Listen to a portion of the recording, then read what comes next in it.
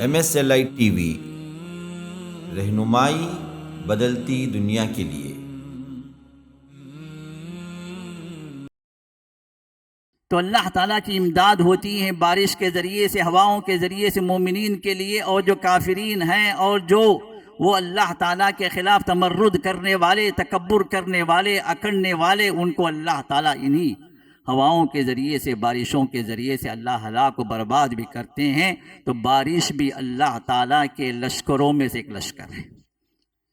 جندی من جنود اللہ کے کئی ایک لشکر ہیں، اللہ تعالیٰ کے کئی ایک لشکر ہیں۔ اللہ تعالیٰ جس کو چاہے لشکر بنا دے، کبھی ہوا کو بنا دیتا ہے، کبھی بارش کو بنا دیتا ہے، کبھی جو ہے ابابیل کو بنا دیتا ہے، کبھی چیونٹیوں کو بنا دیتا ہے۔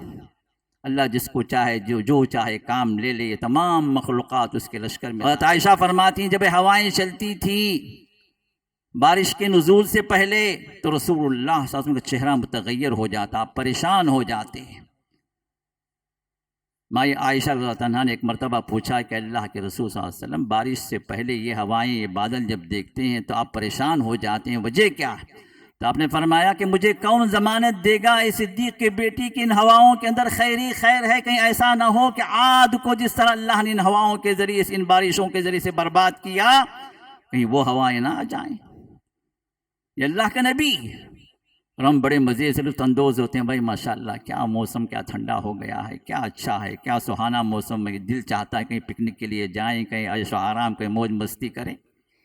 یہ ہمارا حال ہے، اور نبی علیہ السلام ان ہواؤں کو دیکھ کر، ان بادلوں کو دیکھ کر پریشان ہو جاتے، جب تک بارش نازل نہیں ہوتی آپ پریشان رہتے۔ تو اب یہ مبارک پانی محمد رسول اللہ صلی اللہ علیہ وسلم کی سنت کے مطابق آپ کیا کرتے تھے؟ جب بارش ہوتی تو اپنی چادر کو ہٹا دیتے تھے، بدن کا کچھ حصہ بھیگ جاتا تھا، اور آپ فرماتے تھے کہ حدیث عہد بربہ، یہ ابھی اپنے رب کے حکم سے نازل ہوئی، اپنے رب کے پاس سے نازل ہوئی، یہ رحمت والی بات ہے، تو اس رحمت کو اپنے جسم سے مل لیتے تھے۔ اسی طرح حضرت انس کی روایت ہے کہ آپ اپنے سر کو بھگو لیتے تھے۔ تو یہ جو ہے بارش کے پانی کی سنت ہے۔ ان الحمد للہ نحمده ونستعینه ونستغفره ونؤمن به ونتوکل علیہ ونعوذ باللہ من شرور انفسنا ومن سیئات اعمالنا من يهده الله فلا مضل له ومن يضلله فلا هادي له، ونشهد أن لا إله إلا الله وحده لا شريك له، ونشهد أن محمدًا عبده ورسوله، أما بعد فإن خير الحديث كتاب الله، وخير الهدي هدي محمد صلى الله عليه وسلم، وشر الأمور محدثاتها، وكل محدثة بدعة، وكل بدعة ضلالة۔ أيها المسلمون، فقد قال الله تعالى في كلامه العزيز: أعوذ بالله من الشيطان الرجيم، الله الذي يرسل الرياح فتثير سحابا فيبسطه في السماء كيف يشاء ويجعله كسفا فترى الودق يخرج من خلاله فإذا أصاب به من يشاء من عباده إذا هم يستبشرون وإن كانوا من قبل أن ينزل عليهم من قبله لمبلسين فانظر إلى آثار رحمة الله كيف يحيي الأرض بعد موتها إن ذلك لمحيي الموتى وهو على كل شيء قدير۔ حاضرین جمعہ،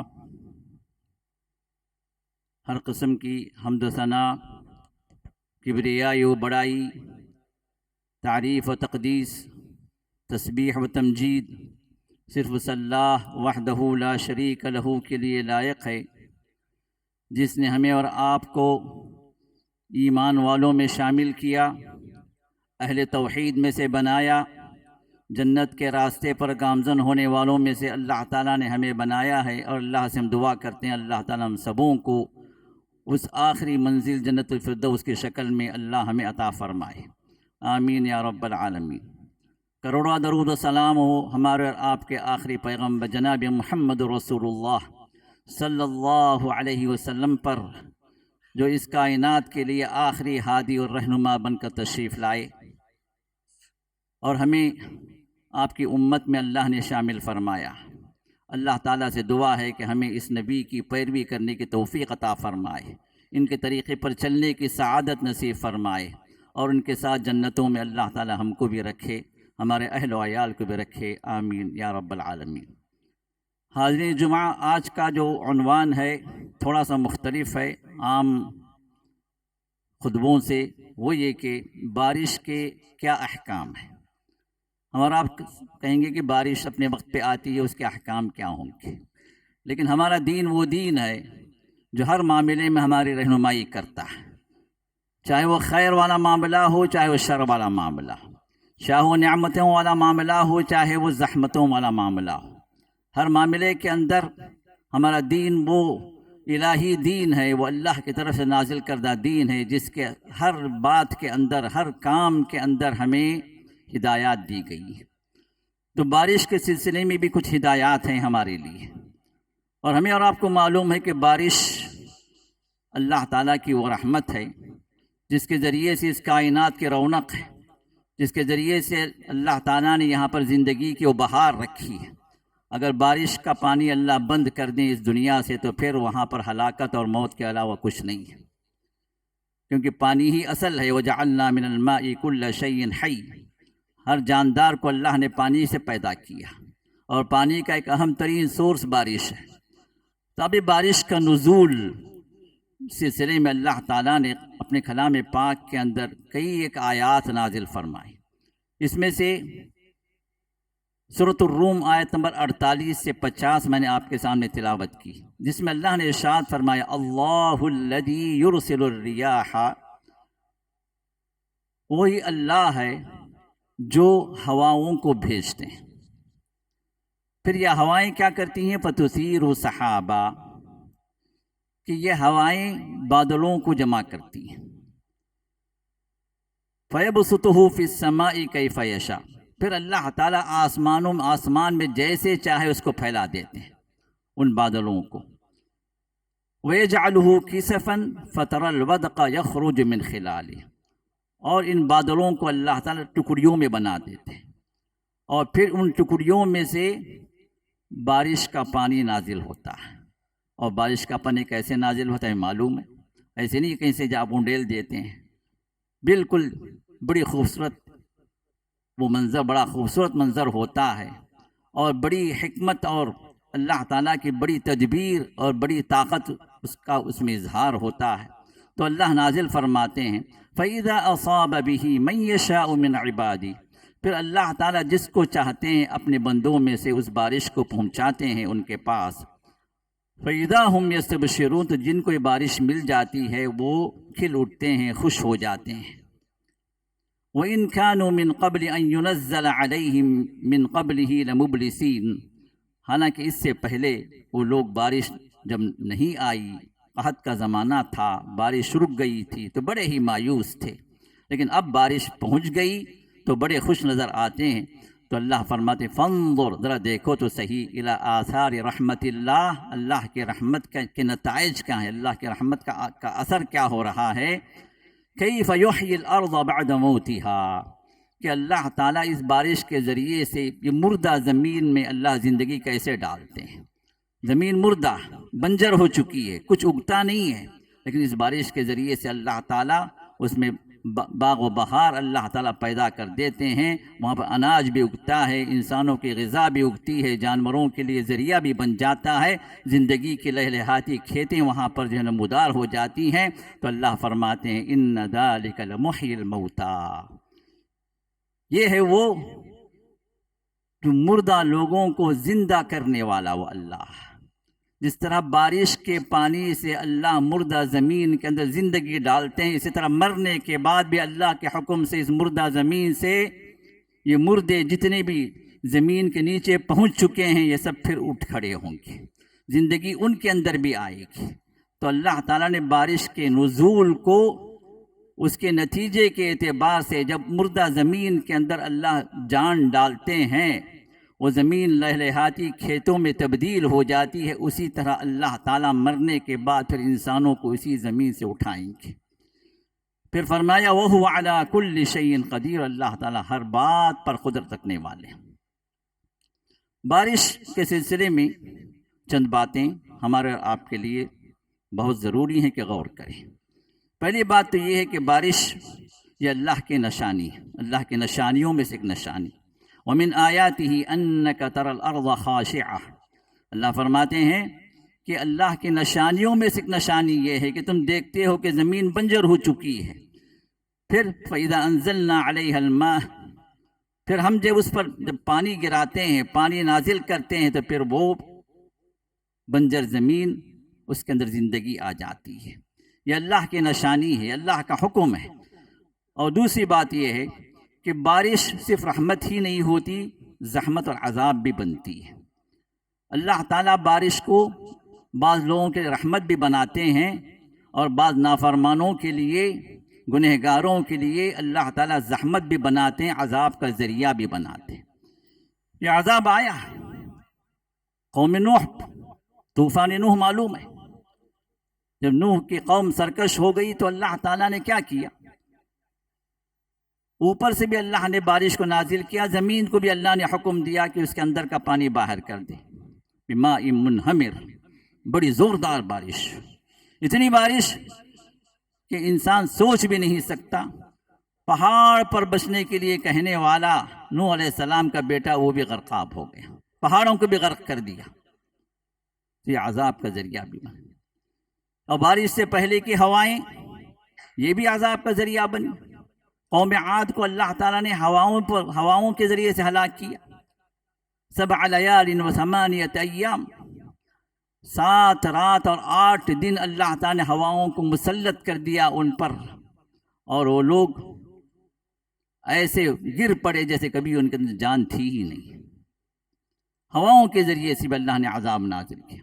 اسی طرح اسی بارش کے ذریعے سے اللہ نے سیلاب قوم سبا پر اللہ نے بھیجا، سیل العرم، سیل العرم وبدلناہم بجنتیہم جنتین۔ قوم سبا بڑی نعمتوں میں تھی، بڑے باغات تھے ان کے پاس، لیکن سرکشی پر جب اتر آئے، اللہ کے نافرمانی پر اتر آئے، تو اللہ نے انہیں عذاب بھیجا۔ اسی پانی کا عذاب تھا، یہی بارش کی زیادتی تھی۔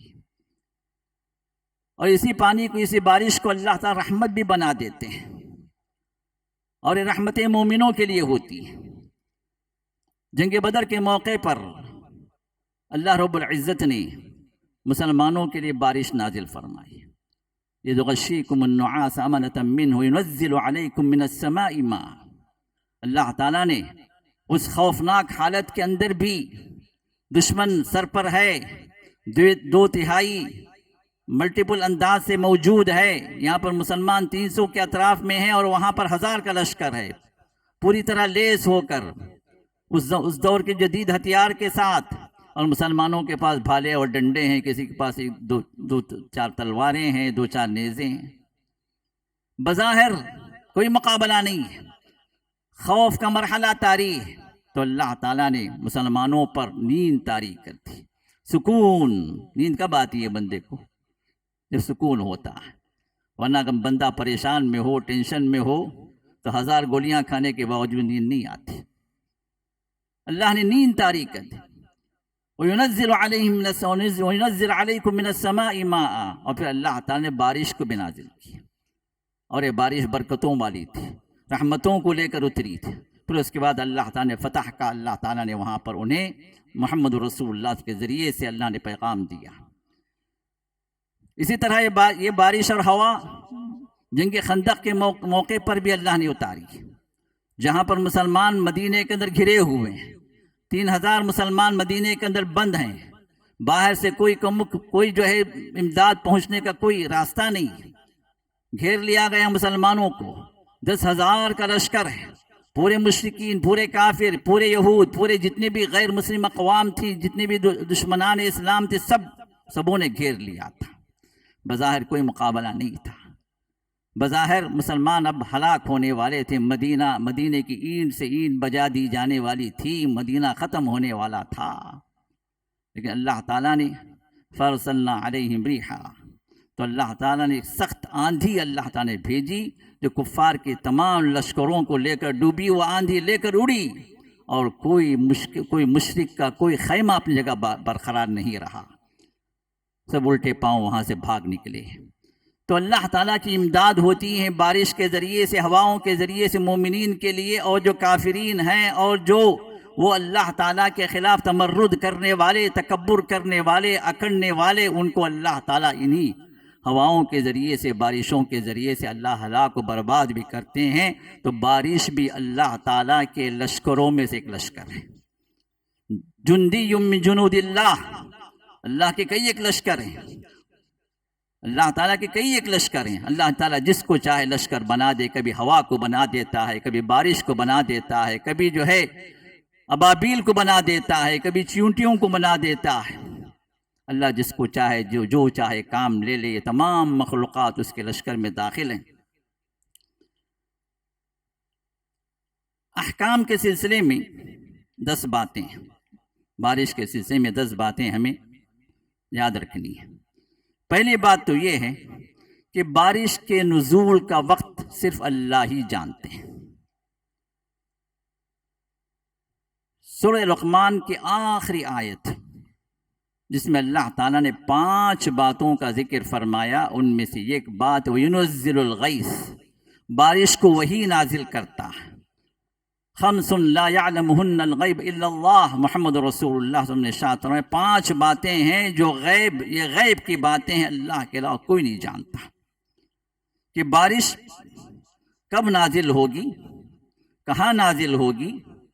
آپ بولیں گے بھائی اب تو جو بارش بندے خود بھی تیار کر کے بارش بھیجتے ہیں، لیکن یہ جو محاولات ہو رہے ہیں، جو کوششیں ہو رہی ہیں بندوں کی، یہ بھی رب کے حکم سے ہوتی ہیں۔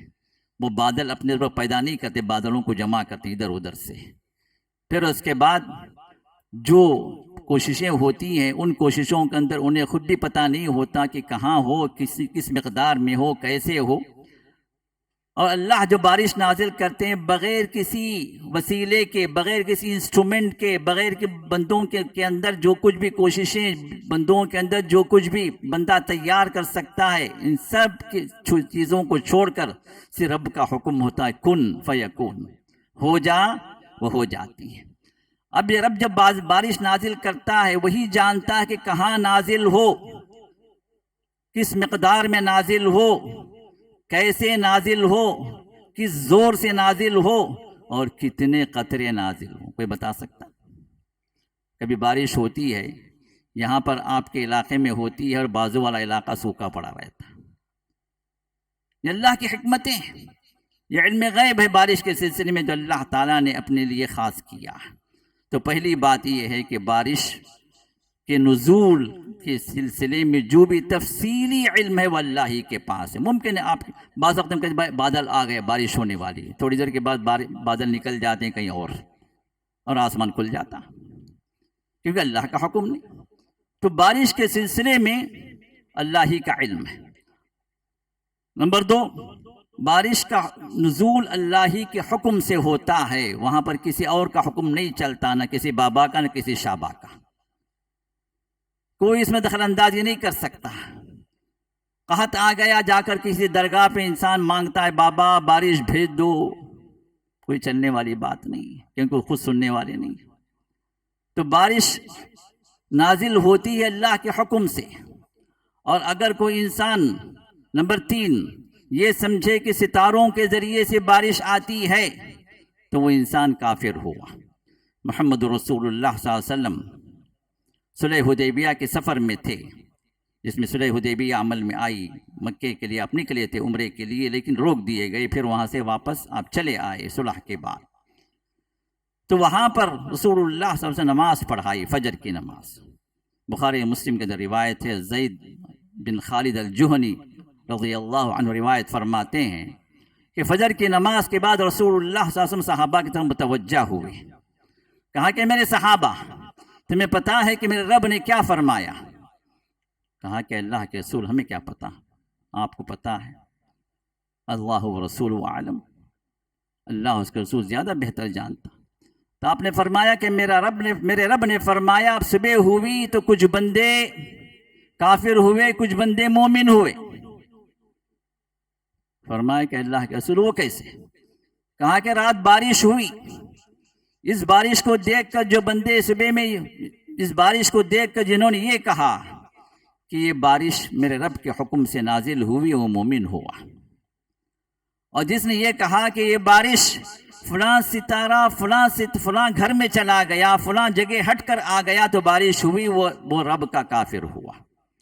تو ستاروں کی چال پر جو لوگ ایمان رکھتے ہیں، ستاروں کی چال ڈھونڈ کر جو اپنی تقدیر کو سمجھنا چاہتے ہیں، اور یہ لٹیرے جو ہم بیٹھے ہوئے ہیں گھر ہمارے گلی گلی ڈاکے ڈالنے کے لیے مشائخ کے نام پر، جو پگڑیاں باندھ کر صافے باندھ کر موٹے موٹے تسبیحات گلے میں ڈال کر ہا ہو کے نعرے لگا کے جو آپ کو لوٹتے ہیں، یا آپ کی جیب کو بعد میں لوٹتے ہیں، پہلے آپ کے ایمان کو لوٹ لیتے ہیں۔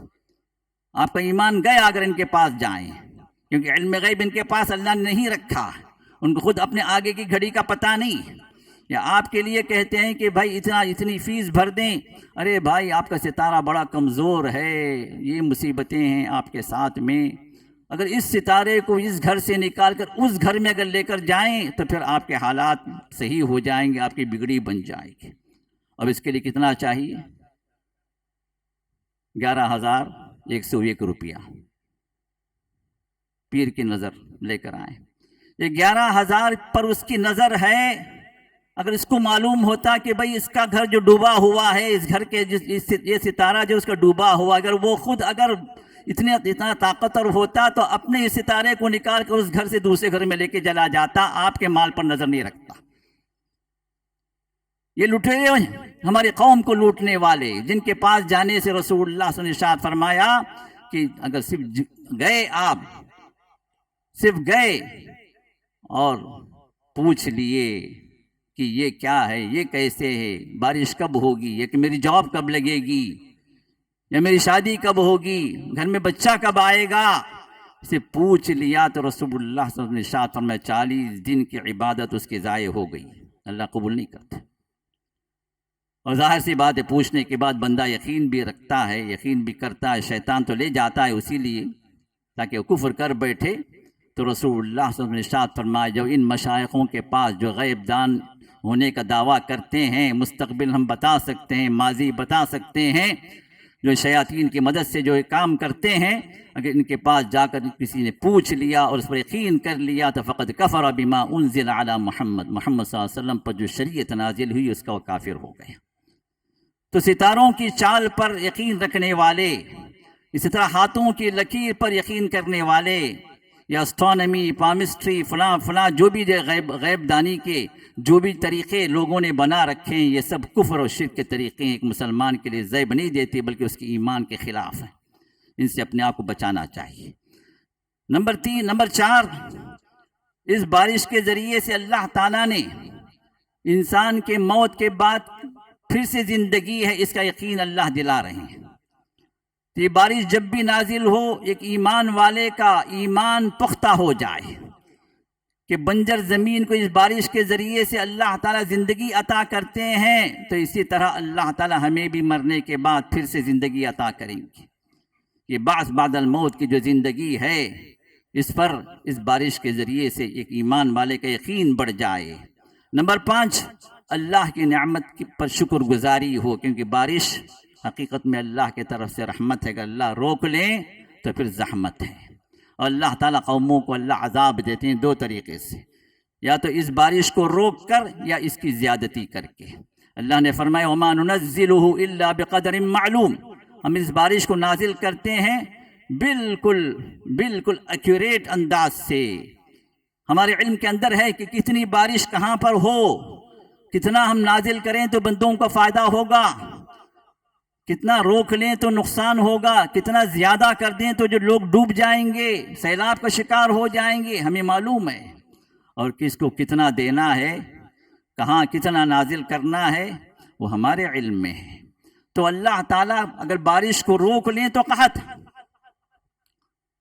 جہاں پر لوگ دانے دانے کو محتاج ہو جاتے ہیں، بھوکے مرنے لگتے ہیں، جیسے افریقہ کے بعض ملکوں کے سلسلے میں ہمیں خبر ملتی ہے، بڑا شدید قحط، کھانے کے لیے دانے دانے کے لوگ محتاج ہو جاتے ہیں، اللہ حفاظت فرمائے۔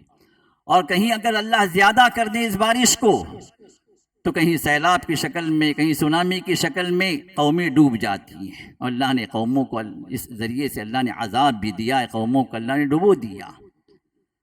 تو اب یہ بارش اگر رحمت کے ساتھ نازل ہوئی ہے آپ کے لیے، خیر اور برکتوں کو لے کر آئی ہے، تو شکر گزار بنیں، اللہ کا شکر ادا کریں کہ اللہ تعالیٰ نے نعمت اللہ نے آپ کو دی ہے۔ لئن شکرتم لازیدنکم، اگر تم شکر گزار بن جاؤ گے تو وہ نعمتیں اور زیادہ ہو جائیں گے۔ وَلَئِن کفرتم، ناشکرے بنے رہو گے تو یاد رکھنا کہ میرا عذاب بڑا سخت ہے۔ جس طرح میں نعمتوں کو دینا جانتا ہوں، لینا بھی جانتا ہوں، چھیننا بھی جانتا ہوں، تو لہٰذا شکر گزاری کا موقع ہے۔ نمبر 6، بسا اوقات انسان گناہوں میں ڈوبا رہتا ہے، لیکن اس کے باوجود بھی اللہ تعالیٰ اس پر نعمتیں زیادہ کر دیتے ہیں، اور بندہ یہ سمجھتا ہے کہ نہیں، میں جو ہے اللہ کا مقرب ہوں، اللہ تعالیٰ جو ہے اللہ کا محبوب ہوں، تو یہ نعمتیں مجھ پر زیادہ ہو رہی ہیں، جبکہ یہ اللہ کی طرف سے استدراج ہوتا ہے۔ سنستدرجہم من حیث لا یعلمون، ان کو پتہ بھی نہیں ہوتا، ہم ان کو ڈھیل دیتے جاتے ہیں۔ وَأُمْلِي لَهُمْ إِنَّ كَيْدِي مَتِينٌ، ہم انہیں ڈھیل دیتے جاتے ہیں، اور میرا ڈھیل دینا جو ہے بڑا ہی یہ میرا سخت فیصلہ ہوتا ہے، بڑی ہی مضبوط پکڑ میں پکڑتا ہوں جب ان کو پکڑوں گا میں، پھر اس کے بعد بچنے کی کوئی راہ نہیں ملے گی۔ تو انسان گناہوں پر برقرار نہ رہے، اللہ کے نعمتوں کو جب پائے تو اللہ کا شکر گزار بنے اور گناہوں سے توبہ کرے، تاکہ اللہ تعالیٰ اس پر اپنی نعمتوں کو اور زیادہ کرے۔ نمبر 7، بارش اگر نہ ہو تو نبی علیہ السلام کی سنت یہ تھی کہ آپ صلاۃ الاستسقاء پڑھتے تھے، بارش کی نماز آپ ادا کرتے تھے، کھلے میدان میں لوگوں کو لے کر جاتے اور وہاں پر 2 رکعت نماز عید کی طرح آپ نماز ادا فرماتے ہیں، اور اس کے ذریعے سے اللہ تعالیٰ بارش نازل فرماتے۔ صحابہ کے دور کے اندر بھی اس طرح کے واقعات ہمیں ملتے ہیں۔ اور نمبر 8، ہمارے گناہوں کی کثرت کی وجہ سے اللہ تعالیٰ اپنے رحمتوں کو روکتے ہیں، تو بارش نہ ہونا بھی بسا اوقات ہمارے گناہوں کا نتیجہ ہوتا ہے، تو لہذا کثرت استغفار ہو۔ اللہ رب العزت نے ارشاد فرمایا اور نوح علیہ السلام کے زبانی، فَقُلْتُ اسْتَغْفِرُوا رَبَّكُمْ، میں نے ان سے کہا کہ تمہارے رب سے مغفرت طلب کرو، استغفار کرو۔ استغفر اللہ، اے اللہ تو مجھے معاف کر دے، میرے لغزشوں کو تو دھو دے، مجھے نہ پکڑ لے میرے گناہوں پر، عفو درگزر کا معاملہ کر دے۔ استغفار، استغفر اللہ، اے اللہ میں تجھ سے معافی چاہتا ہوں۔ استغفار کی کثرت، انہو کان غفارا، بے شک اللہ تعالیٰ بڑے معاف کرنے والے ہیں۔ پھر اس کے بعد جب اللہ معاف کر دیتے ہیں، اپنے رحمتوں کے دروازوں کو کھول دیتے ہیں۔ یرسل السماء علیکم مدرارا، پھر آسمانوں کے دروازے بھی اللہ کھول دیتے ہیں، موسلا دھار بارش نازل ہوتی ہے۔ تو ہمارے گناہ ہوتے ہیں جس کی وجہ سے بارشیں رک جاتی ہیں، تو انسان کثرت سے استغفار کرے، گناہوں کی مغفرت اللہ سے طلب کرے۔ نمبر 9، کچھ سنن قولیہ، قولیہ کا مطلب زبان سے ادا کرنے والی سنتیں، تو ان کو ہم اپنے اعمال میں لے آئیں، اپنے اقوال میں لے آئیں، کیا کرنا ہے، کیا پڑھنا ہے۔ یہ 6 باتیں ہیں۔ ان میں سے نمبر 1، جب ہوائیں چلیں، جب بارش سے پہلے ہوائیں چلتی ہیں، تو اس صورت میں رسول اللہ صلی اللہ علیہ وسلم نے یہ دعا پڑھی ہے۔ آپ نے فرمایا جو مسلم کے اندر، اللہم انی اسألک خیرہا وخیر ما فیہا وخیر ما ارسلت بہ واعوذ بک من شرہا وشر ما فیہا وشر ما ارسلت بہ۔ یہ دعا آپ پڑھتے تھے، جس میں آپ اللہ سے مانگتے تھے کہ اے اللہ میں ان ہواؤں کا خیر مانگتا ہوں، اسألک خیرہ وخیر ما فیہا، اور ان ہواؤں میں جو خیر ہے وہ خیر میں تجھ سے طلب کرتا ہوں، وخیر ما ارسلت بہ، اور جو خیر تو نے اس میں بھیجا ان ہواؤں کے ذریعے سے وہ خیر میں تجھ سے مانگتا ہوں، اور اسی طرح ان ہواؤں کے شر سے میں تیری پناہ چاہتا ہوں، ان ہواؤں کے اندر جو شر ہے اس سے تیری پناہ چاہتا ہوں، ان ہواؤں کے ذریعے سے جو شر تم نے بھیجا ہے اس شر سے میں تیری پناہ چاہتا ہوں۔ یہ پیاری دعا ہے جو ہواؤں کے ساتھ رسول اللہ صلی اللہ علیہ وسلم ادا فرماتے تھے۔ اور عائشہ فرماتی ہیں جب ہوائیں چلتی تھیں بارش کے نزول سے پہلے تو رسول اللہ صلی اللہ علیہ وسلم کا چہرہ متغیر ہو جاتا، پریشان ہو جاتے ہیں۔ مائی عائشہ رضی اللہ عنہا نے ایک مرتبہ پوچھا کہ اللہ کے رسول صلی اللہ علیہ وسلم بارش سے پہلے یہ ہوائیں، یہ بادل جب دیکھتے ہیں تو آپ پریشان ہو جاتے ہیں، وجہ کیا ہے؟ تو آپ نے فرمایا کہ مجھے کون ضمانت دے گا اس صدیق کے بیٹی کی ان ہواؤں کے اندر خیر ہے، کہیں ایسا نہ ہو کہ عاد کو جس طرح اللہ نے ان ہواؤں کے ذریعے سے، ان بارشوں کے ذریعے سے برباد کیا، کہیں وہ ہوائیں نہ آ جائیں۔ یہ اللہ کا نبی، اور ہم بڑے مزے سے لطف اندوز ہوتے ہیں، بھائی ماشاءاللہ کیا موسم، کیا ٹھنڈا ہو گیا ہے، کیا اچھا ہے، کیا سہانا موسم ہے، دل چاہتا ہے کہیں پکنک کے لیے جائیں، کہیں عیش و آرام، کہیں موج مستی کریں۔ یہ ہمارا حال ہے۔ اور نبی علیہ الصلوۃ والسلام ان ہواؤں کو دیکھ کر، ان بادلوں کو دیکھ کر پریشان ہو جاتے، جب تک بارش نازل نہیں ہوتی آپ پریشان رہتے، اور پھر یہ دعائیں آپ کرتے تھے۔ اور جب بارش ہونے لگے تو دعا کرنا، اللہم صیبا نافعا، اے اللہ تو ایسی بارش ہمیں عطا کر جو نفع بخش ہو، جو فائدہ دینے والی بارش ہو، کیونکہ بارش سے کئی قوموں کو نقصان بھی ہوا، تو بارش وہ ہو جو فائدہ مند ہو۔ اللہم صیبا نافعا۔ اگر بارش نمبر 3، اگر بارش زیادہ ہونے لگے، آپ کے علاقے میں جتنی بارش ہونی چاہیے اس سے زیادہ ہو رہی، جو نقصان کی طرف لے کر جا رہی ہے یہ بات، تو آپ وہاں پر یہ کہیں، اللہم حوالینا ولا علینا، اے اللہ تو اس بارش کو ہمارے اطراف میں کر دے تو ہم پر نہ کر، ہمارے اطراف میں کر دے۔ نبی علیہ الصلوۃ والسلام ایک مرتبہ خطبہ دے رہے ہیں، ایک دور سے ایک بدو صحابی، ایک گاؤں والے صحابی آتے ہیں اور کہتے ہیں کہ اللہ کے رسول، خطبہ دیتے ہوئے اللہ کے رسول خطبہ دے رہے ہیں، ادھر کھڑے ہوئے ہیں، وہ دروازے پہ کھڑے ہو کر وہیں سے پکار کر کہا، یا رسول اللہ، اے اللہ کے رسول، بارش نہیں ہو رہی ہے، ہمارے علاقے میں قحط آ گیا ہے، جانور بھوکے مر رہے ہیں، ہم بھوکے مر رہے ہیں، اللہ کے رسول دعا کریں بارش ہو جائے۔ تو رسول اللہ صلی اللہ علیہ وسلم اسی وقت اپنے ہاتھ اٹھا دیتے ہیں اور بارش کی دعا کرتے ہیں۔ صحابہ فرماتے ہیں ابھی خطبہ ختم ہو کر نماز ختم نہیں، ہم نکلنے لگے تو بارش ہونے لگی، ابر گھیر آئے اور بارش موسلادھار شروع ہو گئی، اور اتنی ہوئی کہ اگلی جمعے تک یہ بارش ہوتی ہی رہی، اور اگلی جمعے رسول اللہ سے پھر کھڑے ہوئے خطبے کے لیے، صحابہ بھیگے ہوئے، اوپر سے پانی ٹپک رہا ہے چھتوں سے، ہمارے اس طرح کانکریٹ کی چھتیں تھوڑی ہی تھیں، اس طرح کی بلڈنگیں تھوڑی ہی تھیں، کھجور کی چھتیں تھیں، مسجد ڈوبی ہوئی ہے بارش میں، رسول اللہ سے کھڑے ہو کر خطبہ دے رہے ہیں۔ وہی صحابی پھر سے آتے ہیں، کہتے ہیں یا رسول اللہ صلی اللہ علیہ وسلم، بارش بہت زیادہ ہو گئی، اب بارش کی وجہ سے ہم مر رہے ہیں، ہمارے جانور مر رہے ہیں، اللہ کے رسول بارش کو بند کرنے کی دعا کریں۔ تو رسول اللہ صلی اللہ علیہ وسلم نے نہیں فرماتے اللہ بارش بند کر دے، کیونکہ بارش ایک مطلب بند اگر ہو گئی پھر اللہ نہ کھولے تو پھر ہوگا کیا حشر۔ تو رسول اللہ صلی اللہ علیہ وسلم نے فرمایا کہ اللہم حوالینا، اے اللہ کہ اے اللہ اس بارش تو ہمارے اطراف میں کر دے، ہم پر نہ کر، اے اللہ اس بارش کو ٹیلوں پر کر دے، کھیتوں میں کر دے، جہاں ضرورت ہے وہاں کر دے، اے اللہ تو ہم پر نہ کر، ہمارے اطراف میں کر۔ رسول اللہ نے اس طرح اپنے انگلی کے اشارے سے اس طرح آپ نے دائرہ کھینچا۔ صحابہ فرماتے ہیں کہ جب ہم باہر نکلے تو ہم نے دیکھا کہ مدینے کے اوپر سے آسمان چھٹ گیا ہے، اور پورے دائرے کی شکل میں، سرکل کی شکل میں یہ جو ہے بادل ہو گئے ہیں، جو مدینے کے باہر جو ہے بارش برس رہی ہے۔ یہ رسول اللہ کا معجزہ تھا۔ تو یہ دعا، اللہم اگر بارش کی کثرت اگر ہو جائے تو ہم کہیں اللہم حوالینا، اے اللہ ہمارے اطراف میں کر دے، لا علینا، ہم پر نہ کر۔ اور نمبر چار نزول کے وقت میں دعا کی قبولیت ہے۔ بارش کی جب ہوتی ہے تو اس وقت دعا کی قبولیت کا وقت ہو، کیونکہ اللہ کی رحمت اتر رہی ہے۔ اللہ کی رحمت کے نزول کے وقت بھی آپ بھی اللہ کے سے رحمت مانگیں، آپ اپنی دعائیں کریں، اللہ دعا قبول فرماتے ہیں۔ محمد رسول اللہ سب کی پیاری حدیث ہے، علامہ البانی نے حسن کہا ہے اس حدیث کو، جس میں جو مسند حاکم کے اندر موجود ہے، فرمایا کہ سنتانی لا يرد فیہم الدعاء، کہ دو ایسے اوقات ہیں جس میں دعا رد نہیں کی جاتی۔ ایک وقت عند النداء، اذان جب دی جاتی ہے تو دعا کریں، دعا قبول ہوتی ہے، اور اسی طرح جب بارش ہوتی ہے تو دعا کریں، دعا قبول ہوتی ہے۔ اور نمبر 5 بادل جب گرجے۔ دیکھیں ہمارا دین کتنا پیارا ہے، دیکھیں ہر معاملے کے اندر ہماری رہنمائی ہے، ہر معاملے کے اندر دعائیں ہیں، ہر معاملے کے اندر خیر کی تعلیم ہے ہمارے دین کے اندر۔ یہ اور بات ہے کہ ہم بد نصیب ہیں، ہمیں اس کا کوئی پتہ نہیں۔ بادل گرج رہا ہے تو وہاں پر بھی رسول اللہ صلی اللہ علیہ وسلم نے ہمیں یہ بتایا کہ اس وقت انسان پڑھے سبحان الذی یسبح الرعد بحمدہ والملائکۃ من خیفتہ، وہ اللہ بڑا ہی پاک ہے، ہر عیب سے پاک ہے، ہر کمزوری سے پاک ہے، کہ یہ بادل جو گرج رہا ہے وہ اللہ کی تسبیح بیان کر رہا ہے، اللہ کی تسبیح بیان کر رہا ہے، اللہ کی حمد و ثنا بیان کر رہا ہے، اور ملائکہ اس گرج سے جو خوف زدہ ہیں، یہ اللہ نے خود سورۃ الرعد میں بیان فرمایا۔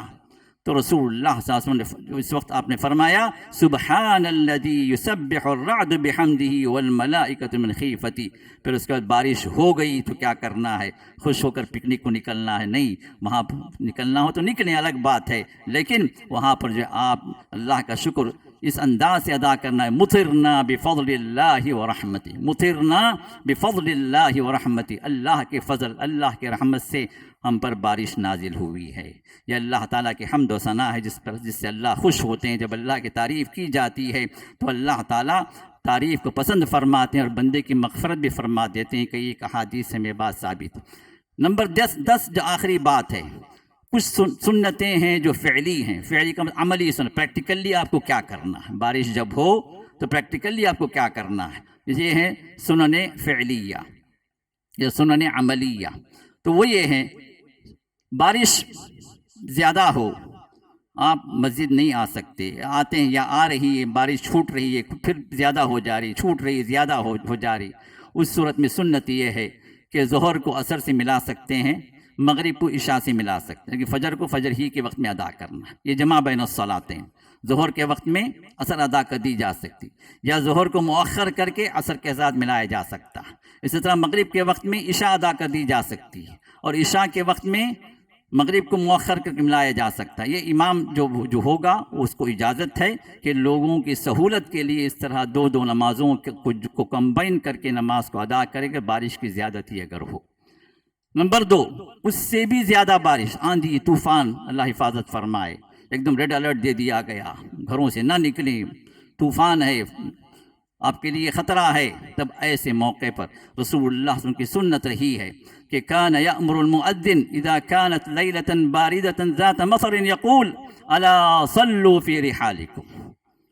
جب شدید بارش کا موقع ہوتا ہے، ٹھنڈی رات ہوتی ہے، ہوائیں تیز ہوتی ہیں، تو رسول اللہ صلی اللہ علیہ وسلم ایسے موقع پر مؤذن کو حکم دیتے کہ اذان جب کہے تو وہ حی علی الصلاح، حی علی الفلاح کی جگہ حی علی الصلاح، آؤ نماز کی طرف، حی علی الفلاح، آؤ کامیابی کی طرف، اس کی جگہ وہ یہ کہے کہ الا صلوا فی رحالکم، لوگو اپنے اپنے گھروں میں نماز پڑھ لو. وہاں حی علی الصلاح نہیں ہے، وہاں پر کیا ہے؟ اپنے گھروں میں نماز پڑھو. یہ ندا دی جاتی تھی، رسول اللہ صلی اللہ علیہ وسلم نے اس پر عمل کیا ہے، تو لہذا گھروں میں نماز پڑھنے کا اس وقت حکم ہے.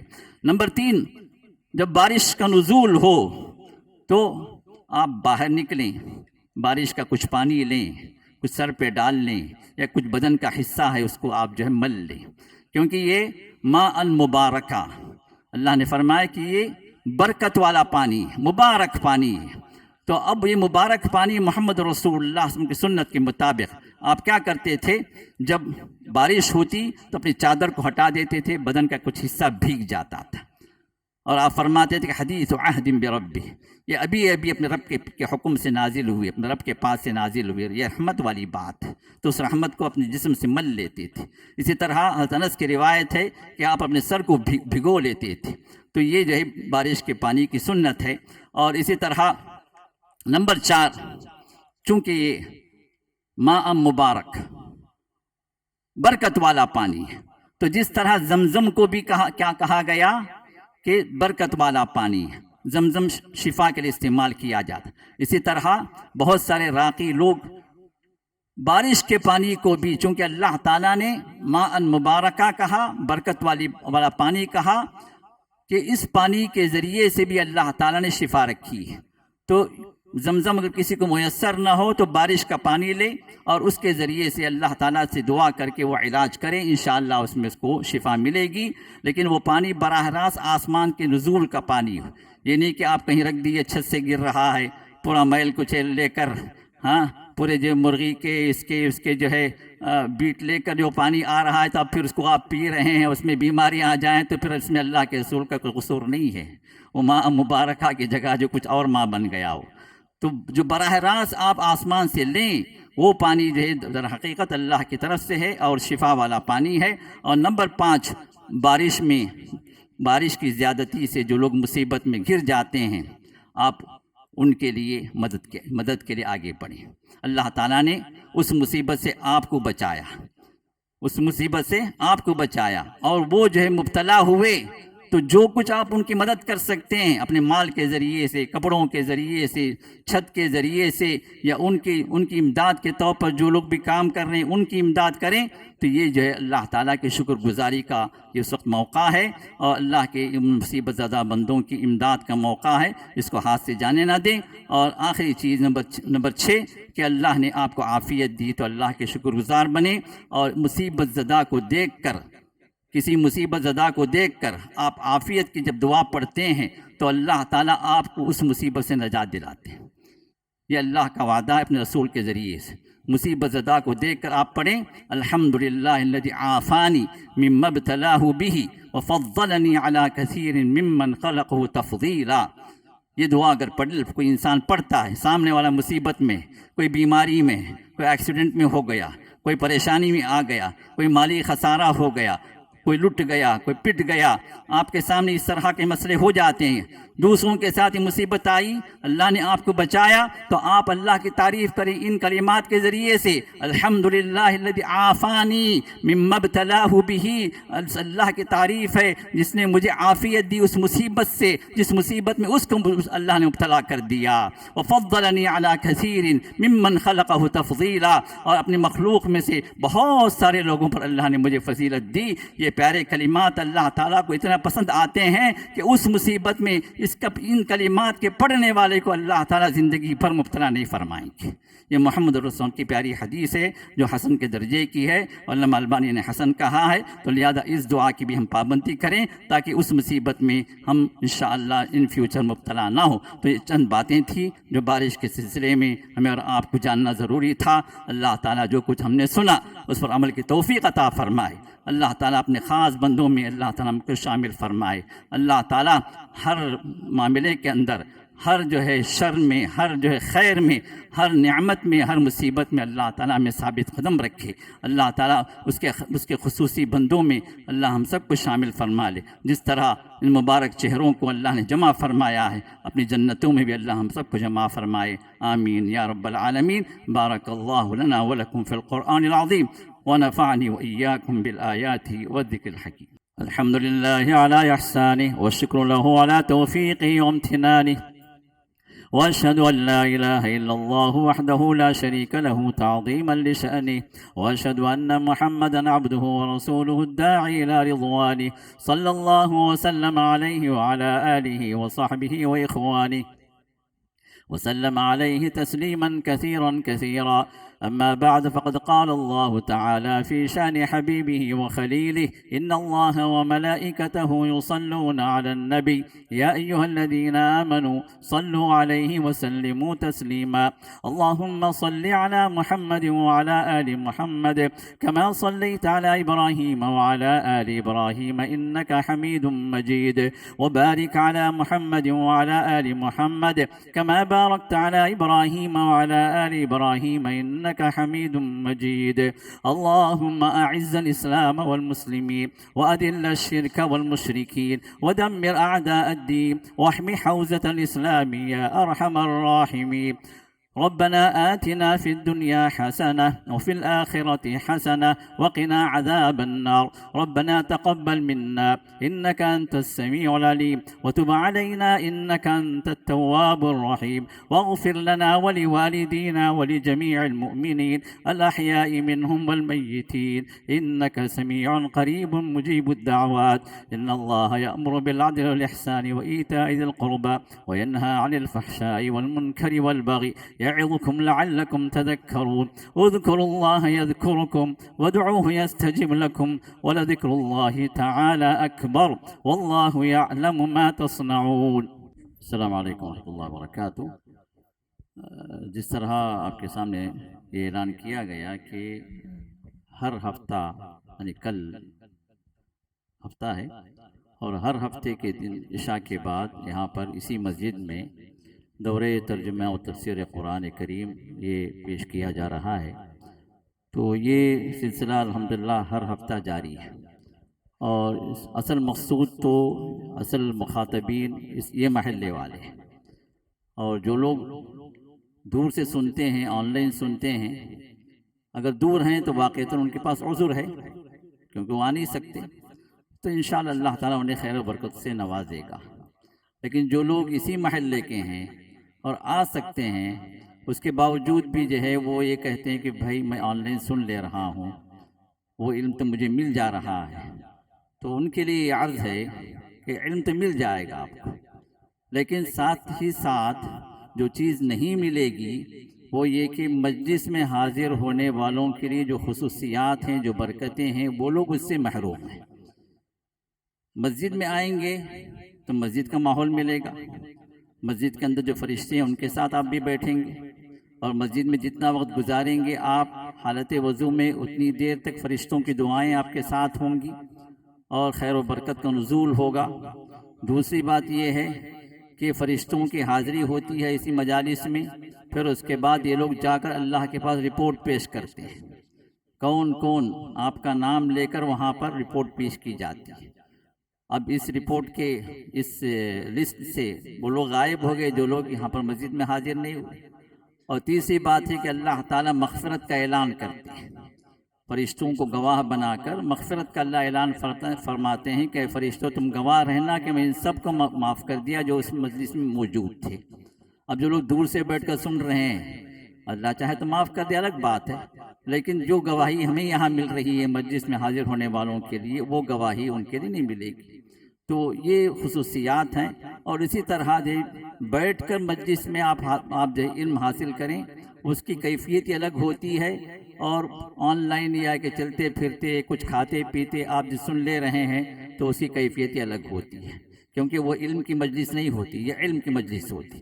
تو لہٰذا جو حضرات بھی قریب میں ہیں، جو خواتین بھی قریب میں ہیں، جو آ سکتے ہیں ہفتے کے دن عشاء کے بعد، تو عشاء کی نماز ہمارے ساتھ پڑھ لیں۔ ایک آدھا پون گھنٹہ، زیادہ لمبا نہیں رہتا ہے وہ موقع، تو ایک آدھا پون گھنٹہ آپ اللہ کے خاطر اللہ کے قرآن کو سمجھنے کے لیے آپ حاضر ہوں، انشاءاللہ اس سے اللہ تعالیٰ ہماری زندگیوں میں تبدیلی بھی لائیں گے اور ہمارے علم میں بھی اللہ اضافہ بھی کریں گے، اور ہم سب کو اہل قرآن میں اللہ داخل کر دیں گے انشاءاللہ۔ جو قرآن والے ہیں، اللہ نے ارشاد فرمایا اہل القرآن اہل اللہ و خاصۃ، اللہ کے رسول نے ارشاد فرمایا کہ اللہ فرماتے ہیں اہل القرآن، کہ قرآن والے اہل اللہ و خاصۃ، وہ اللہ والے ہیں اور اس کے خاص بندے ہیں، کسی اور کو اللہ نے نہیں فرمایا کہ اللہ والے ہیں۔